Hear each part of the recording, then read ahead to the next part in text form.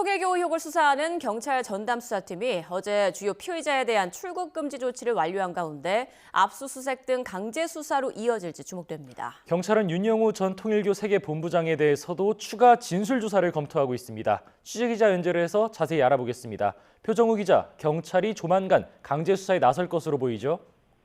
네, 경찰이 수사 자료를 확보하기 위해 조만간 피의자에 대한 압수수색 등 강제 수사에 나설 가능성이 커지고 있습니다. 경찰청 특별전담 수사팀은 어제 전재수 전 해양수산부 장관과 임종성 전 민주당 의원, 김규환 전 미래통합당 의원 등을 피의자로 입건했습니다.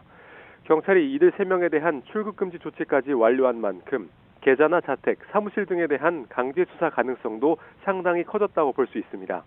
공소시효가 임박했을 수 있다는 점도 수사 속도를 높일 수밖에 없는 요소입니다.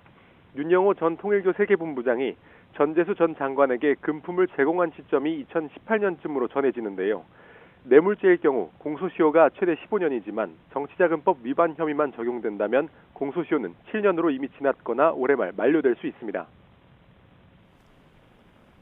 네, 그리고 경찰이 윤영호 전 본부장에 대한 추가 겹전에 나설지도 주목되죠. 네, 경찰은 필요한 경우 윤 전 본부장에 대한 진술 조사를 추가로 진행할 것이라 밝혔습니다. 윤 전 본부장은 어제 국민의힘 권성동 의원 재판에 증인으로 출석하며 기존 입장을 철회했습니다. 윤 전 본부장은 최근에 여러 오해를 받으며 뉴스에 나오고 있다며 만난 적도 없는 분들에게 금품을 제공하는 게 말이 안 되지 않느냐고 말했는데요. 특검 조사 당시 여야 의원들에게 접근해 금품을 전달했다는 진술을 법정에서 부인한 겁니다. 윤 전 본부장의 특검 진술이 수사에 중요한 단서인 만큼 경찰이 진술의 신빙성과 일관성을 다시 확인할 가능성이 커 보입니다. 또 경찰은 피의자 주변 인물에 대한 참고인 조사도 곧 진행할 전망입니다.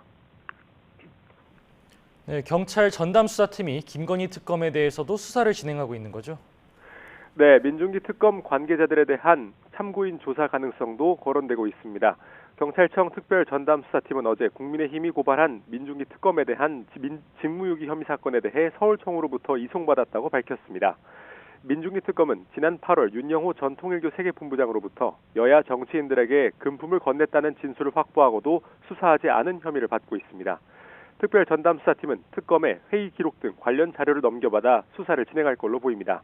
지금까지 사회부에서 YTN 표정우입니다.